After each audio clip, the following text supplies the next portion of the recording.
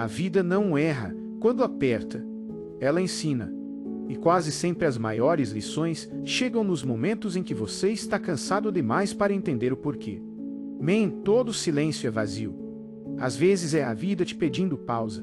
Nem toda dor é castigo. Muitas vezes é direção. Você não está atrasado.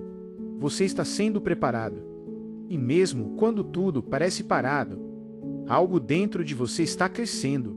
Continue, mesmo com medo, mesmo sem respostas. Porque um dia você vai olhar para trás e perceber que aquilo que quase te quebrou foi exatamente o que te construiu.